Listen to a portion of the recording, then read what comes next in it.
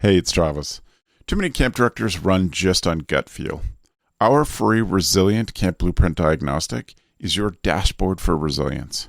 Take it today at camp.mba/Travis. Again, that's camp.mba/Travis. This is CampHacker. Come find our show notes and our blog for camp directors and leaders at camphacker.tv.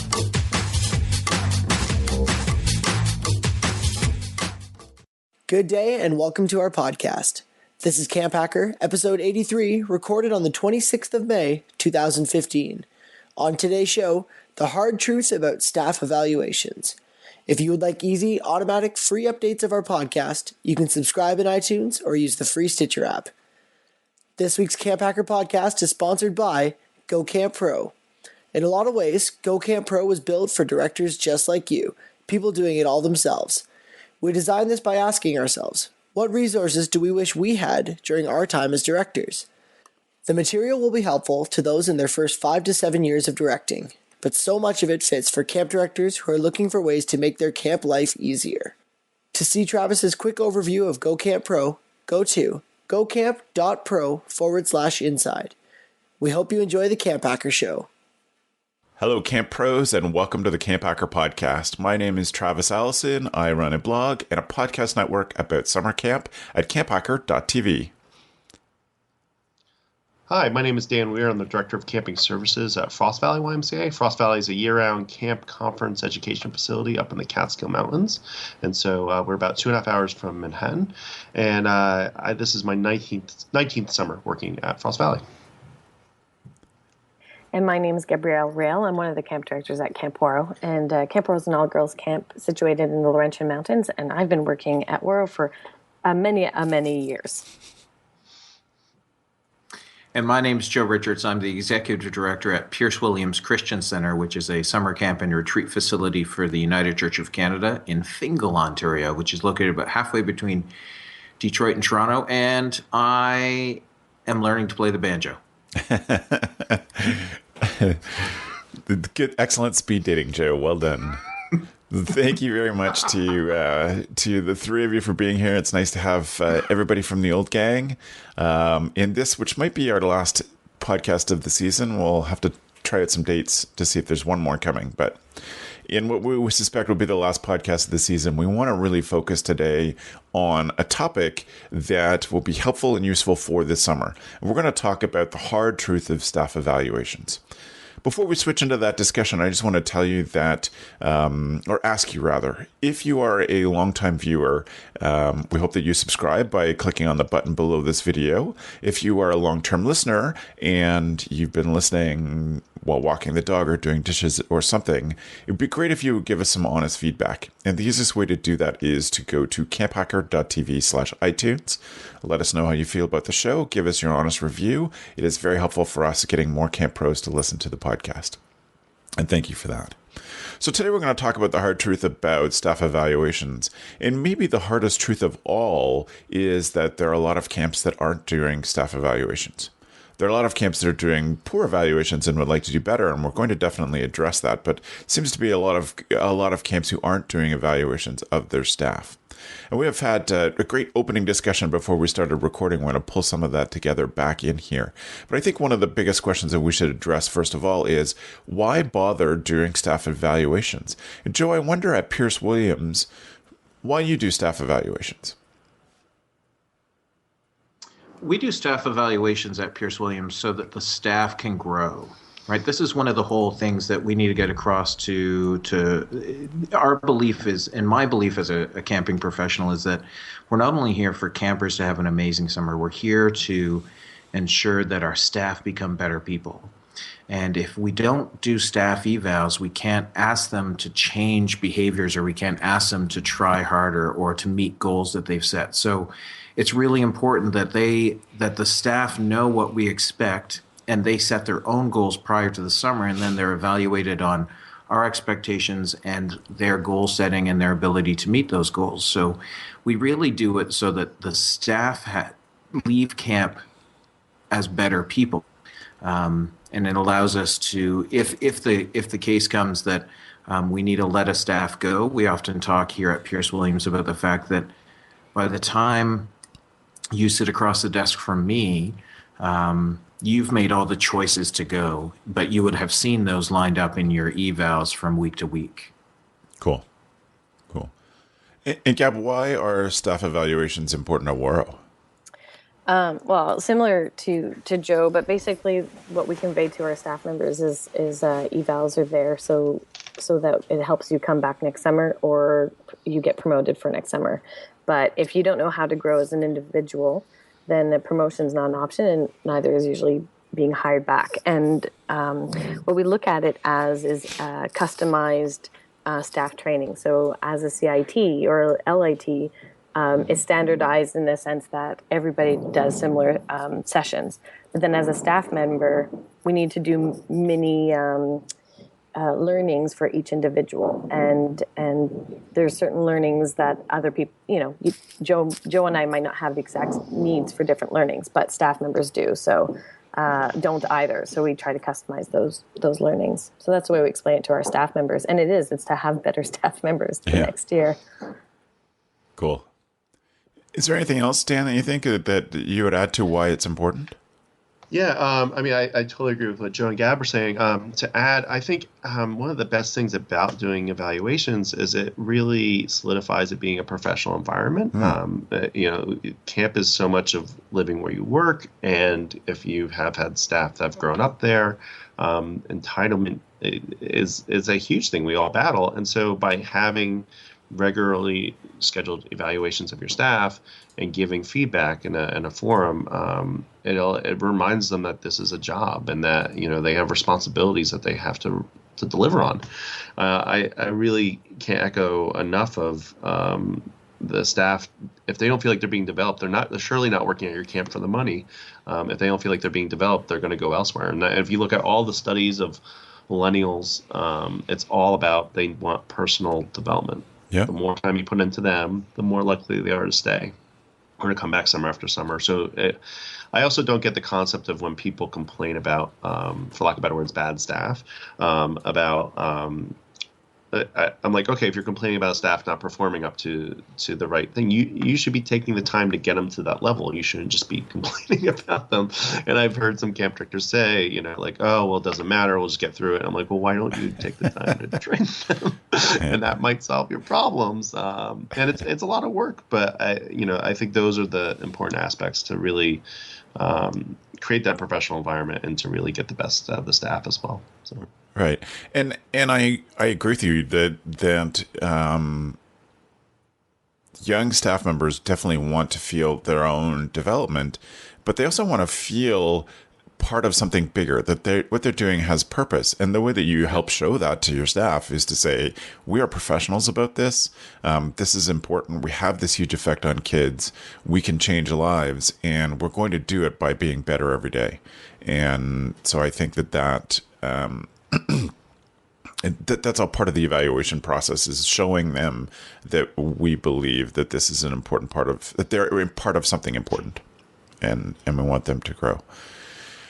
I think in terms of why evaluations are important is I love the story of, and I forget his name now. It's a guy who was hired to be the coach of the UK national bike racing team, called Sky. And he was hired to help them win a Tour de France. And he went in and he said, we're not going to make giant changes in anything. But what we're going to do is we're going to look at absolutely every piece, and we're going to try to improve every piece by 1%. And so bike racers have money that camp bike racing teams have money that camps don't, but their philosophy was, we measure everything and we try to get a 1% improvement in everything. So they did stuff like they found out which pillow each team member slept best with, and they took those pillows with them when they stayed in the hotels for the races. And they did all these things. Their goal was to win a Tour de France in 5 years. They won it in 3. And by making these small improvements, they had such a drastic effect on their outcomes.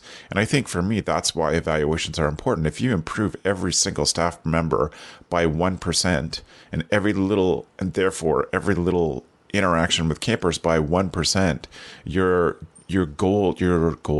outcomes are going to be so much better. And you can only get that by measuring things. And so whether it's setting up a self-evaluation system from the start, like Joe described, whether it's saying and individualizing the training, like Gab has said, all these things equal better outcomes for kids, better outcomes for the camp as a business. And so I think that going into it with this mindset of looking for ways to improve things leads you down a path of big changes even at the end of this summer by thinking about these things. So you've all sort of hinted at ways that you do evaluations, and I want to come back to that. I want to address that directly. But I wonder if there's been something over your career that's changed to make evaluations, the way that you do evaluations. How's that changed over your time as a director, Dan? Yeah, I think one of the key things we've implemented in the past, I would say we implemented 7 years ago, is that we are doing more regular evaluations of the staff, but we're not using the same language as evaluation. Right. So we've been doing supervisions with our staff. So we require all supervisors to do one at least every 2 weeks, if not one every week with their staff. And so supervision is just the language we use. That's a set time for people to meet. And so it's a professional time for a staff member to bring a concern up that they might not have brought on the fly up to you.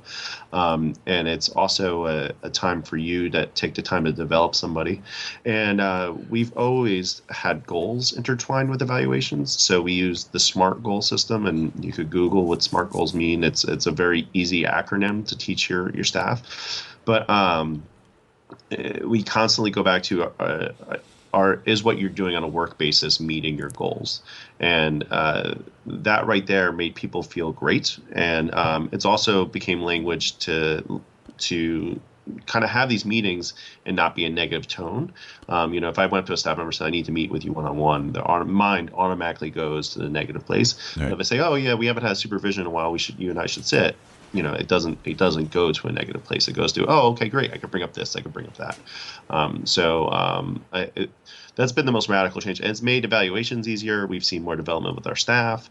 And so we use these in between the times of evaluating staff. As an ACA, you should be doing a mid and a summer. An ACA camp should be doing that. And I've watched a number of camps get around that in various ways. But as a whole, I really believe in them. I really believe that the more you invest in your staff, the more they're going to invest in their kids. And we've actually even talked about, should the staff be doing these type of supervisions with the kids? And, right. Like when they're having trouble in the cabin dynamic, is to do one-on-ones with the kids and to make it a regular thing. So even if they're 15 minutes long. But so that's something we've done new in the past decade that it's become such an integral part of what we do that it's amazing. So. Right. It makes me think, Dan, I've been talking with camps a lot this winter about the value of having staff, developing a system for your staff to know when they've spent time with each camper. So like a supervision, like just one-on-one quiet time, whether it's just walking somewhere, you're engaged with one kid at a time, and trying to figure out a way so that each staff member can be accountable to try to spend 2 minutes a day with each kid. Just quiet one-on-one, not moving around, but engage in some real conversation. And I think if you push that up the chain, then it's the same expectation for staff, exactly like you're describing. Like as a supervisor, you have these structured times, which I think are important. It shows the value of evaluation when you have something set aside like supervision. But as a daily leader, if you can go and have a one-on-one conversation with somebody with a couple of simple questions just to check in, then you are a long way towards building a relationship that leads to something like personalized training, personalized evaluation, personalized growth for a staff member. So, Cab, would you say that's your biggest change over time with evaluations? I think so. I was kind of laughing when you asked what the biggest change was, and I remember basically sitting across from my friend and her just saying, "This is super awkward. I think you're awesome," and then that was it. And I remember feeling, and it wasn't it wasn't the fact that it was my friend. It was that she wasn't prepared. She didn't know how to do an evaluation with me. And then and then as I moved up in the ranks, that's how I did my evaluations. And it just caused this chain of, this is dumb. I don't want to do this. You're my friend. And, I'm not going to tell you how you're doing your job. Just do your job well, type thing. Right.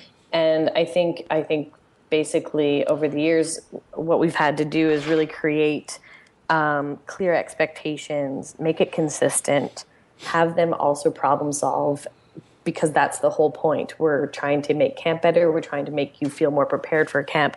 And then also that it's not personal. Right. And a way that we started doing that was just giving feedback at the end of an interview. Returning staff members, new staff members, everybody gets feedback at the end of an interview, so that it's putting it in there that we're going to constantly be giving feedback. The other thing that we did was we call them check-ins. That's one, and then two, we do group check-ins and individual check-ins every other week. So 1 week I'll have an individual check-in, and then the next week I'll have a group check-in, which will be with 2 other people. Right. And a supervisor. And there we have just a simple conversation. How are things? How do you think this is going? How's assembly? Do you think staff morale going up, going down? And just as a group, we have a conversation. And it sort of brings this idea that, we're all in this together, and we're just trying to figure stuff out. And then, of course, it comes down to what we expect from you. So what do we expect, and what do we need from you so that we can be a successful team and you can grow as an individual. But the people that are running the evaluations, you have to be very aware of how ready they are to do so, and also who they are evaluating. And if it's a little too close to home, I think it's good for a camp to have a system in place where it's not always this one individual that does the evaluations, that you can sort of move evaluations among different supervisors, and it doesn't look weird to the staff. Right. If all of a sudden it's just the camp director that's doing this one evaluation with this one staff member, that really sends off alarm bells. So yes. What system do you have in place where it can be a little bit more flexible? Right. That's funny, the alarm bell thing. When we're hiring, they suspected, if they got a phone call from me, that they weren't going to get a job. Right. So if they'd hear Zoic's voice, they'd be like, oh crap, I didn't get a job. Which wasn't always the case, but I definitely did do all of the you didn't get hired calls. But yeah, I can see how that works. And I think staff are much more even though there isn't a plan. Yes, they're always looking that there's some sort of behind the scenes scenario, mastermind, puppetry that's happening. So you sort of have to just be careful about. It's like, oh, Gab's going to talk to you. That means this. Right. And, you kind of have to make it. This is normal. This is normal stuff. So yeah. Right. Cool. So Joe, among us, you probably have the most varied experience as a director, having worked at different camps. I wonder what were the highlights that you picked up over your career in watching or working for other directors or working for other organizations than the one you're at now?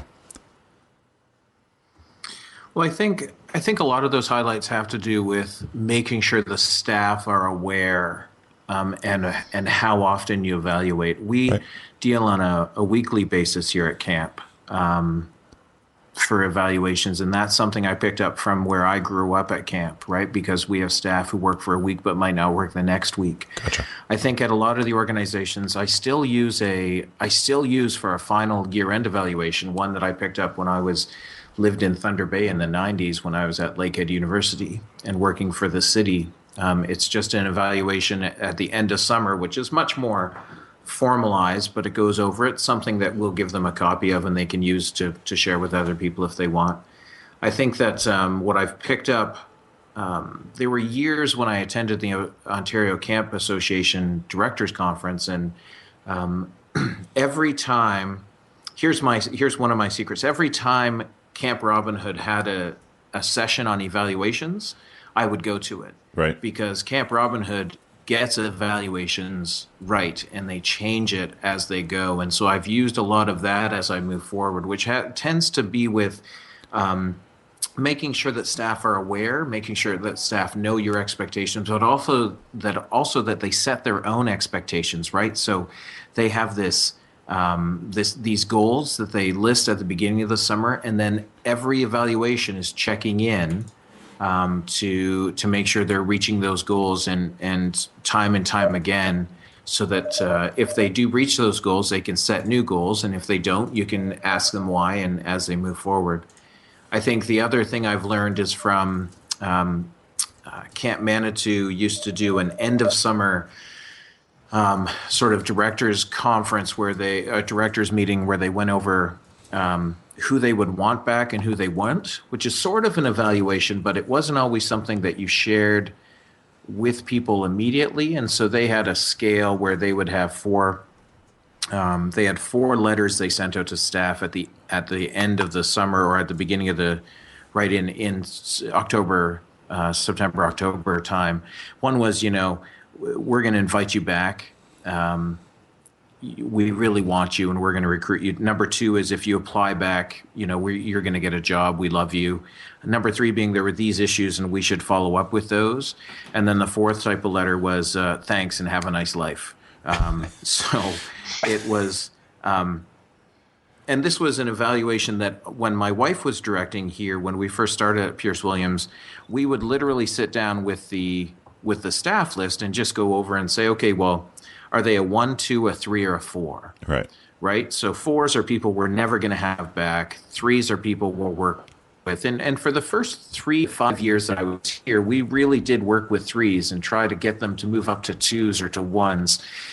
And then one year I had a conversation with my camp director at the time, Kix was her name, and we said, well, if we want the most amazing summer staff ever, why are we bringing 3s back? Right? If we had issues with those people, why are we bringing them back at all? And there's a balance, and so we decided that year to only take 1 and 2s back, and we've now expanded that observation scale to be a scale of 10.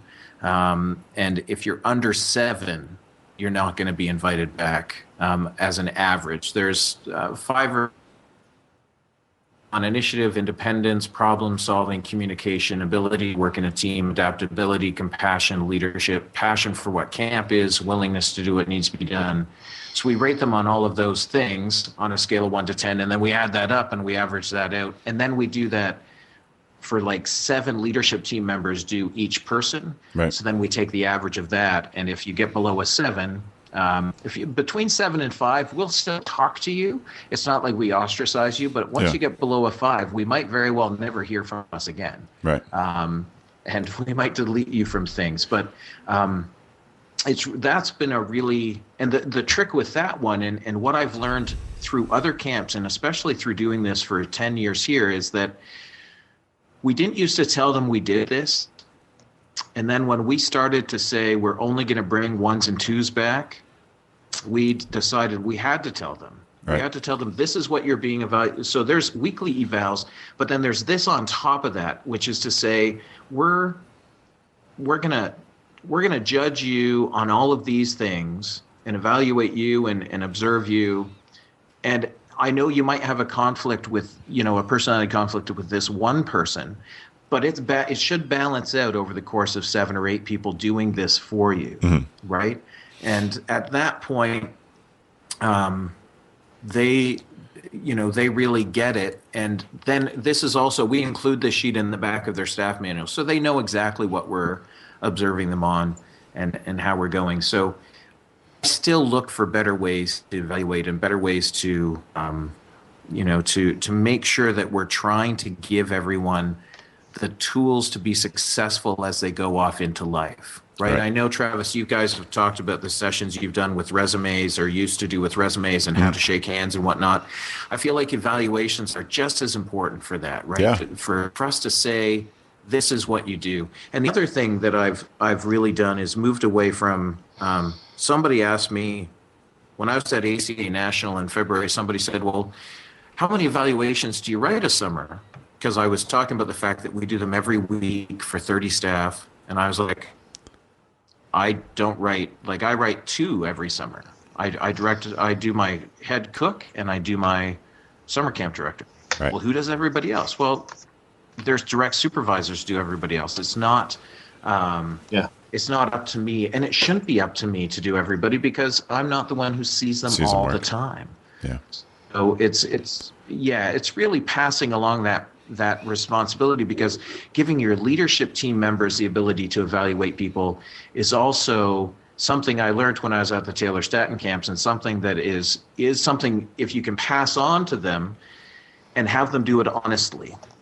And that's a really big learning tool for camps that they need to know, is that honesty is key in the sense of, at the Taylor Staton camps, as a reference, we are hiring 240 summer staff, and I'm the only one in the office when somebody calls for a reference. So Yep. if you've done an evaluation for someone at Camp Amic for Boys, and I didn't spend my summers at Camp Amic for Boys, then I would look up the references that your section head did for you, and I would have to give a reference based off those references. Right. And so one time I had a guy about 3 years removed from camp who'd been a section head, and he said, "Oh, evaluations, well, I think I was pretty honest." And I said, "Really?" I said, "Tim, let's go over this." I said, "What do you think of this person?" And I brought up a name, and he goes, "Oh, they were a horrible staff member. They were, blah, blah, blah, blah, blah." And so I said, "Well, let's look up their evals." So we flipped the binder open. We flipped to that person, to Tim's evals of that person. And they're all, you would never know that he thought they were a horrible person, because they're trying to be so lovey-dovey and not honest about that person's ability to, work with kids, or right. Yeah. So it's really making sure that staff know, as Gab said, that it's not personal. It's business. It's what it is. If you suck, you suck.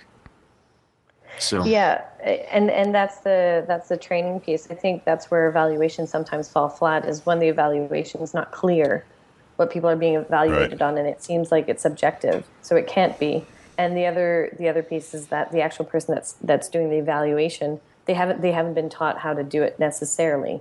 Right. And you have to put that into your training. And it's not only I tell you how to do it, then you need to show them. Sort of like the doctor Practice. Yeah. Rule. See one, do one, teach one type thing. Yep. But it can't, and that's why evaluations. I think a lot of people shy away from them, is because the actual evaluator is just as anxious or nervous to do it. That has to be removed. Right. Yep. So, Gab, how do you train your frontline supervisors to do? What's the process for you? For me, we do interviews together. So they, with Skype, they sit in on interviews, and they start with seeing how I give the staff members feedback. And then we look at, because interviews are, in a way, obviously it's an evaluation of sorts. And so we break down the interview afterwards and look at some of the things that maybe I'm concerned about, and some of the things that I'm excited about, and what the interview should look like next. So just that process. And then during the summer, I do, with new evaluators, they do interviews with me, and I tell the staff members that the staff member's learning how to do it. So her role is going to be just to sit, and she might ask questions near the end. Yes. And then if that evaluator is feeling good about it, then I will be the person that sits in, and the other person will conduct the evaluation. And they always say that the most stressful part of this whole process is the one where I'm quiet and I don't say anything. But when they do it by themselves, they feel a lot better. And then they also report back to me when they do it on their own. And it's just that sort of simple process. It takes time, but if you can, as Joe said, you should not be the one that's doing. Part of being a supervisor is being able to give feedback, and this is also the piece of staff members growing as individuals. The fact that a young 21, 20-year-old, 22-year-old can give concrete feedback and do it well, that's going to really serve them in other positions in a job. It's an amazing skill to be able to have. It is. Dan, do you have a process for teaching your staff how to evaluate? So there's a really great episode of the American Office Okay. that we'll show clips from Yes. where Michael Scott's giving evaluations, and we'll use that kind of as a platform um, to kind of bring up the humor in it and evaluating people that you know so well. And then because I think at one point he has to do evaluation of somebody's doing evaluation of him that he's been dating, and he does an evaluation of his close friend Dwight, and it's pretty blurred. And then we also go over some pretty set things. There's been some trainings out there too. I'm trying to think of who did them in the past, but there's some really great resources out there on giving staff evaluations. We could add them to the show notes, I'm sure. But for a lot of it, we get supervisors to tell the stories of what works for them, because performing evaluation is such a human thing in some aspects that you really have to figure out what works for you in delivering feedback and how you do it. But we definitely encourage them to be direct and honest. The lovey-dovey part of a supervision and an evaluation is just so funny, because one of my first questions to all the staff whenever issues brought to me was like, great, has this been brought up to them before, like in a supervision or an evaluation? And often it's about 50-50. It's either yes or no, and then the no's are like, well, why didn't you? And then the yeses were like, great, how did you deliver that? Like, how'd that go over? And then it's about 50-50 with that. We're like, oh, well, I was really direct about it, or I didn't really tell them how badly they were doing with it. And it's pretty amusing in that sense. But we do train the staff. I think it's important. I think Joe really hit a great point of the camp that has 30 staff, and then you try to do all the evaluations yourself, how you're never going to get through them because you just don't have enough time, and then you're not going to value them. And that's usually the camps that don't do their evaluations are the ones that they don't value them in that sense. I really do believe, I look at like how the camp staff grow because they're taking care of children. So the supervisors will grow if they could really fully supervise their staff and give them that feedback and be a mentor for them. And so I think it's important to really set your staff up to succeed in that sense. But those are the two things that we really utilize for that. We really utilize SMART goals. We always go back to that in these discussions, because in the goal setting, we're setting goals that align with our camp and align with the person. So that way, when you're evaluating their performance, you're going back to, look, this is something that you want to do this summer. And it's using their language. And it's not always a top-down, like, this Right. is a deliverable in your job. This is, look, you're missing a key part, something that you said you were going to do and we're excited to do. Yeah. So, Yeah. yeah. Now, Gab, you said something before we started recording about evaluations being from the outside in. Can you tell us what you mean by that? Yeah, so there's a little bit of a rhythm, I think, for evaluations, and the first piece you want to do is a transfer in, which is just how are you doing? Where did you just come from? What did you eat? That type of thing. So if they were down at Waterfront and a kid, I don't know, threw up on whatever, because kids throw up constantly at camp. Yeah. So throw up, everything's fine, no problem, but they come into the evaluation and they sit down and you're like, okay, so this is how things are going. And they had all of this happen just before. You want to do a little bit of a transition in. So, Right. How you doing, all that kind of stuff. And then after that, we talk about their observations in the different parts of camp. So, talk a little bit about your kids. Who's connecting to who? What's their fun level at different times of the day, so on and so forth. And then same in activities, same in programs, same at the table. And we look at their role in that impact. And sometimes it's a very, very, very little impact, and sometimes it's a high impact. And we look at the positive versus the negative. And this is a way of showing staff members that their actions and their presence is invaluable to the campers' experience at camp, and especially near the 6-week slump area of camp. If you do this at the beginning of the summer, it sinks into them that when they start to disengage, or if they they're not putting in the energy that we want them to put in, it has a form of impact. And it's a way of them evaluating our camp program. And so that's from the outside. And then we start narrowing down into their internal responsibility and what motivates them and what brings them down and what's their responsibility. And what it usually comes down to is problem solving and talking to the people that can help you out. So being aware of the situation and then problem solving that. But it's really worked well for us because it doesn't make it personal. It makes it about the campers. Great. Yeah. And also, of course, the people that they work with. They have an impact, you know? Yeah. Yeah. So there's a couple of So I guess, Joe, I'll start with you. How many of these touch points end up written down and in the file? How many of which touch points? Well, the weekly check-ins and goal evaluations, see how they're doing on their goals, and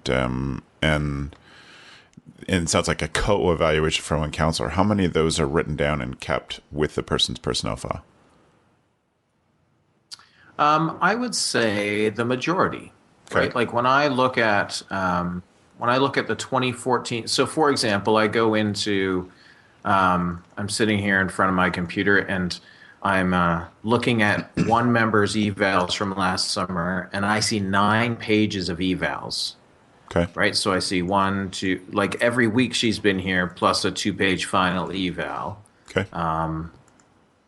Right. So you get to see a lot. We don't do, and that's one of the things we don't do a lot of co-counselor evals, right? Like peer evaluations. It is a skill, I think, that if we did that, it would prepare people better to be honest as they go forward. Counselors do evaluate CITs, and that's so the counselor. But a lot of these get written down and put in the file, and then year to year, those are all saved digitally. So your staff file keeps growing year after year, as long as you keep coming back. Right. Cool. And Gab, for you, how much of these are written down? All of it's written down, okay. Basically. Yeah, it's just so we can have reports and look back at it. I mean, the one thing I'd like to add in here is that, and I think this is probably true with most of us, but that there's no surprises when you're coming into an evaluation. Right. And so if we're addressing an issue that needs constructive feedback, that was already addressed. So that lessens the anxiety, and it's more like, so we addressed this issue of you being late. Looks like you've no longer being late. Is your friend waking up in the morning helpful?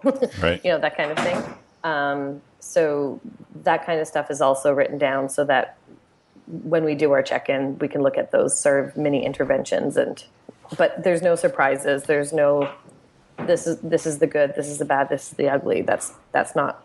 It's more like we already talked about this, and how's it going? Right.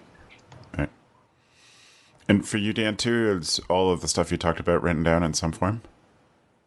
Yeah, we do it basically in 2 forms. So we have our evaluation form that we do for mid and end of summer. And then we have a separate supervision form more to document the conversation.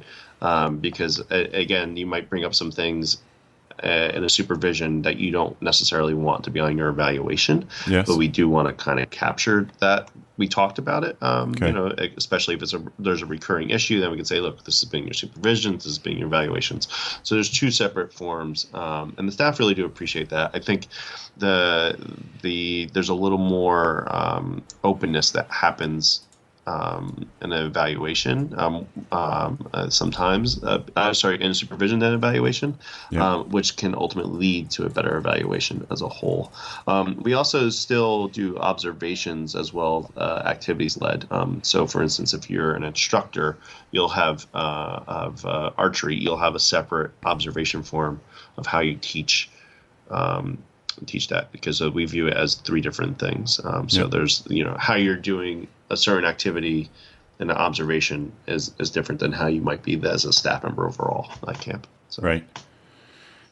So it's written down, Dan. Is the final product paper, or is there a file system that supervisors can access on the network, or how's that work? No, it's all paper, and it's all kept in files, and it's all kept in the office. So Okay. yeah, we still. It's funny. We very much are in terms of operating year round, in terms of the amount of logistics I need to go for the size of our camp. We do like everything in Google Calendar and multiple things on Google Drive and systems and forms and whatnot. But at the end of the day, for managing summer camp, we still go back to paper. So Right. And Gab, for you, is it paper or is there some sort of digital process? Well, it used to be paper, and now we're shifting into using Trello, Okay. which you can put passwords on, and just so that it just makes things a little bit more efficient, I think. So Okay. we're going to see if that will. I'll give you an update. Great. At the end of the summer, if that actually happens or not. We're in the process of seeing if it happens or not. Gotcha. But I'm hoping it will work out. Cool. And for you, Joe, paper or digital? All of our evals are done paper-wise, and then they're scanned in and kept digitally. We do keep the paper, but we file it every year into a banker's box. It goes into our storage facility. Gotcha. So you've all had some great stuff and great ideas. And I was trying to think of what I can add to this conversation based on research I've done or other things that I have thought about in process of designing these kind of systems for camp directors. And one idea that I really like that is less formal, and maybe it sounds a bit like Gab's small group check-in things. And we did a bit of this, and I think I would do more of it if I was directing today, where each person had an accountability partner. We've often talked about having someone to whom you're accountable for your health and wellness over the summer, which ended up being called Wellies, your wellness partner.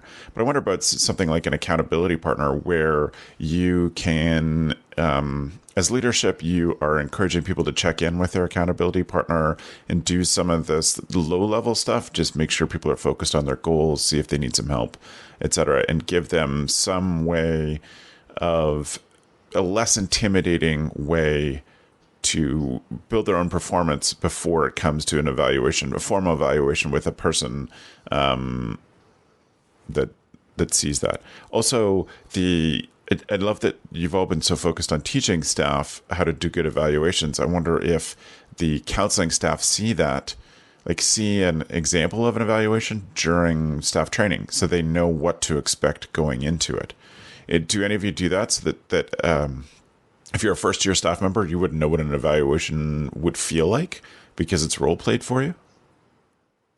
I love the idea. I've never done that. We do evaluations during staff training so that it's a little bit less, perhaps, anxiety-provoking once the campers are there. So, right. And also we can ask them if they have any questions and make it not so intimidating. But I do like the idea of perhaps just showcasing it. Right. That's kind of cool. Cool. Yeah, we go over the eval forms and whatnot, but we don't do a role play like that. But that is an excellent idea. Dan? Yeah, and we'll do supervisions during staff training. Gotcha. And so that's kind of the entry way, and then we talk about the evaluation coming up and if they want to see the form, that sort of thing. So it's not a role play, but the supervisions essentially is kind of a role play for the evaluation. So Right. Thinking about that accountability partner system, so before I go back to what I was talking about, thank you for sharing your ideas about those kind of things. And it's cool that you're giving them a chance to experience it before the real pressure's on. I think that the first day kids arrive, staff tend to almost forget everything they learned the week before, and then it comes back to them over 48 hours. Like, oh yes, now we're into the rhythm, and now we see what they're talking about those during training, and it's helpful to have seen something like an evaluation that they know is coming as part of the rhythm of the week, that they're going to get a chance to talk with their supervisor.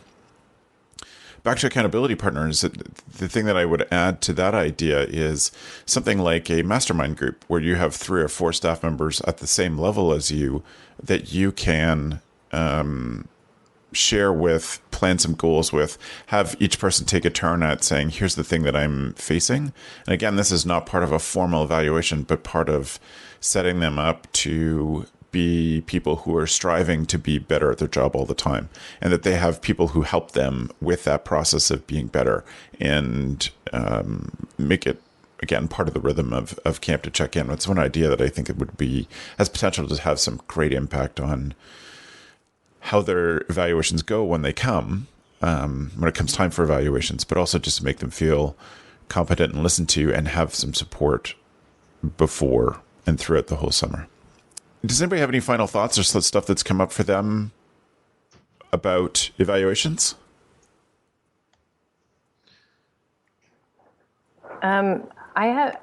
We used to do our evaluations. So for example, when the campers would arrive the first week, then we do our evaluations the second week. And now that we do evaluations during staff training, we do evaluations on the first week of camp. So every time after 4 or 5 days since the campers have been there, we start our evaluations. And I don't know why we never did that before, but this allows for any, we're aiming for implementing change immediately and not waiting too long. So I think if you can do it, and the goal, of course, is there's no surprises, so you're trying to make any of those interventions before their evaluations. So I think for customer service, the earlier you can do those evaluations, the better off it is. Cool. Great. Dan or Joe, any final thoughts? I think my takeaway is that my final thoughts would be that evaluations are a skill, and it's a learned skill, and it's a skill for the evaluator, and it's a skill to have someone not be freaked out by an evaluation, right? Even now, with our full-time staff here, we do the yearly review, but in essence, I don't call it that. I literally surprise people. I sit down and I ask them what they, all of those things. And I think if you can train staff how to write them, and in a way train staff how to receive them in a positive manner, I think that's a huge benefit. And it's also the scheduling of that. That's the one thing that I think we didn't cover is sometimes your schedule, right? If in a weekly camp setting, Fridays you're not going to get through. If you have 10 evals to do, you're going to be very hard pressed to get through them, right? So you need to really plan and schedule your evals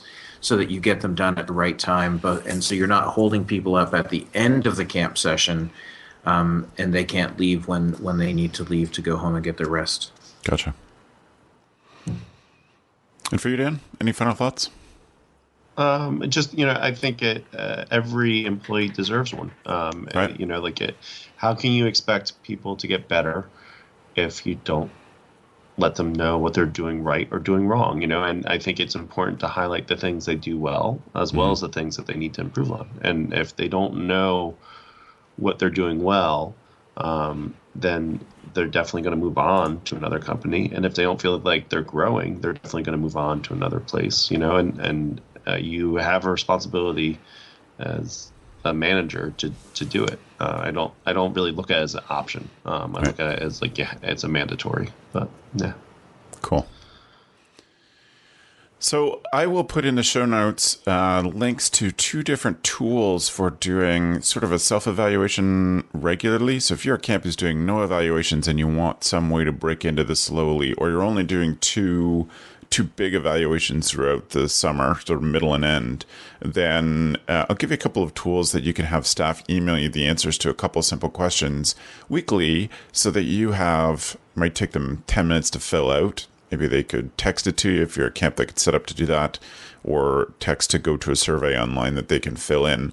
But so that at least you're getting information from your staff every week that helps you feel like they have an understanding what's going on at camp and are pursuing some challenges themselves, like pushing themselves, and you have a handle on those. So I'll put those 2 tools in the show notes for this show. So if you want to see the show notes, please go to camphacker.tv/podcast, and you'll see all of that there. But I think the three of you for a great discussion today on the hard truth about staff evaluations. It's a good discussion and an important one. That means then that we are going to move on to our tool of the week. Tool of the week.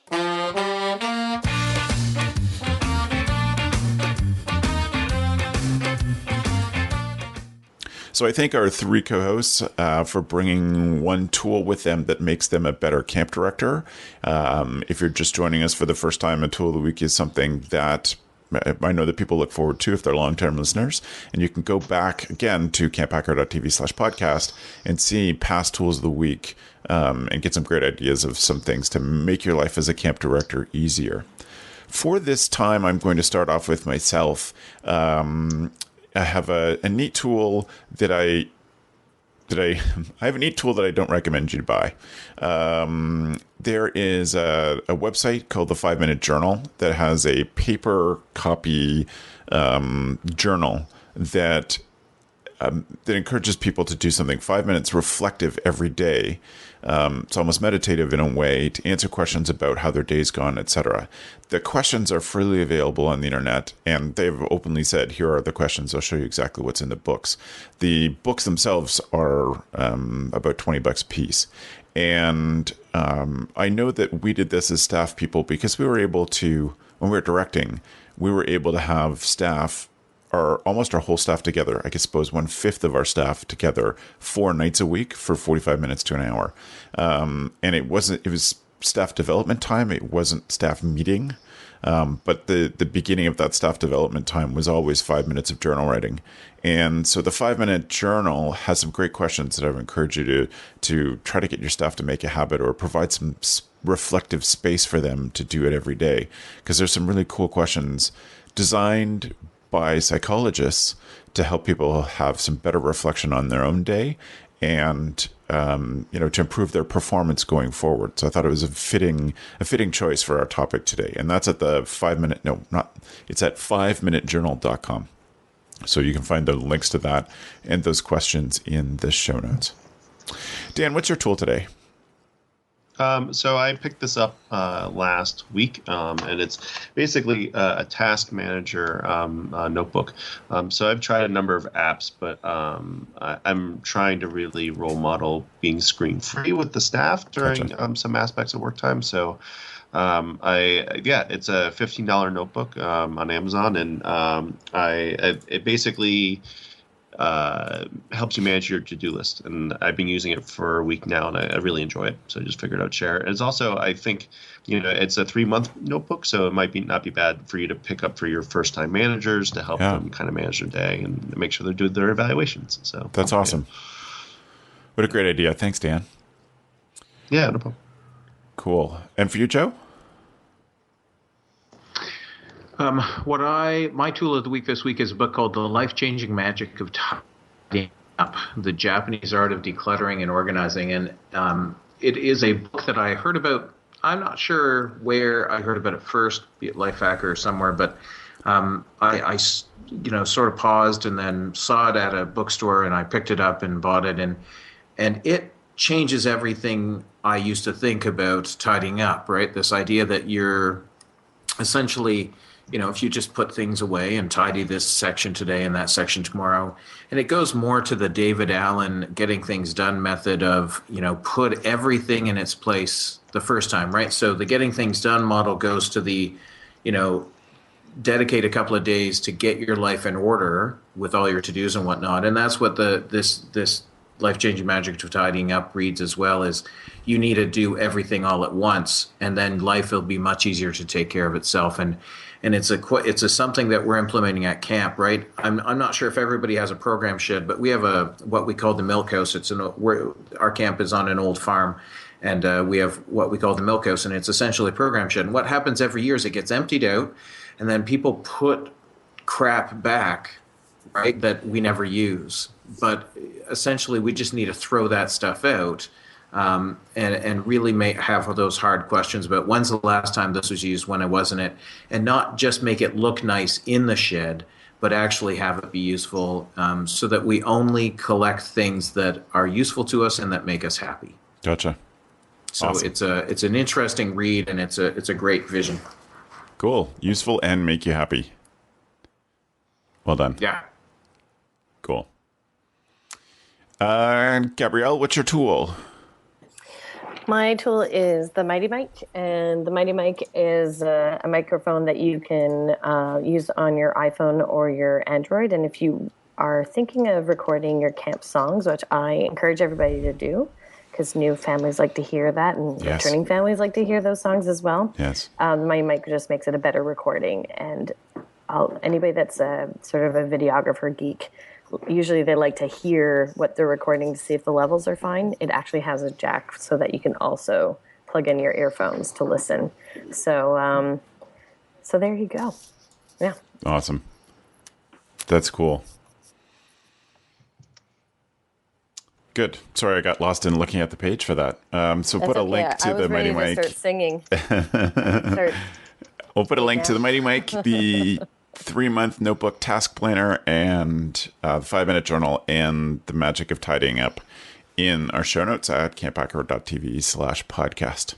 So thank you to my 3 co-hosts for all of you being on the show. It's nice to have everybody together for one last time before the summer goes crazy. Dan, if people want to follow up with you or have any questions, where can they get some information from you? Yeah. So I tweet at Dan Loves Camp, and I blog at the same address, danlovescamp.com. And then I work at Frost Valley YMCA, so frostvalley.org. Nice. Thanks, Dan. If I don't talk to you, have a great summer. Thank you. Thank you. You too. Thank you. And Gab? You can follow me on Twitter at Gabrielle Rail, or you can see where I work at waro.com. And we also have a new blog at waro.com. It has some really cool stuff there if you want to check that out. Yes. Definitely recommend people check out their new blog. And Waro's killing it on that, and Tumblr. And you guys are doing so many great things this year, Gab. It's awesome Thanks. to see. And Joe, how can people follow up with you? People can follow up with me. They can find out all about Pierce Williams at campisbetter.com, and they can follow all of my social media stuff through the links at yoyojoe.com, yoyojoe.com. Fantastic. And Joe, I'm looking forward to seeing you in the next couple of weeks. It's going to be great. Yeah, I'm looking forward to having you. Right on. So thanks again to the 3 of you, and for those who have been watching, again, camphacker.tv/podcast for the notes. And we hope you have a great summer. We may get one more show in this year, but it sort of depends. So we're going to say that this is the end of the season, and we'll be back in September with new shows. If there's a bonus show, you'll see it in your feed. And the easiest way to figure that out is to go to and to subscribe for free on iTunes or with the Stitcher app, and then you'll get a little free bonus show if we manage to pull one off in the next month. It'll show up automatically on your smartphones. So please do subscribe again in iTunes or with whatever podcast app you have, or on the Stitcher app, which is a nice, great way to get our shows for free and automatically. So thank you very much for a good show, everybody. Good discussion. And thanks for the evening, friends. The Camp Hacker podcast is brought to you by Beth and Travis Allison, summer camp leadership training and marketing consultants. Thanks for listening. Camp Hacker, bringing your world into focus. Hey, it's Travis. Camp directors often tell me they're just too tired to take on anything new. That's exactly why my free Resilient Camp Blueprint Diagnostic exists. It doesn't add work, it shows you progress. Quick, free, repeatable, you'll know if your systems are paying off without the guesswork. Try it today at camp.mba/Travis. That's camp.mba/Travis.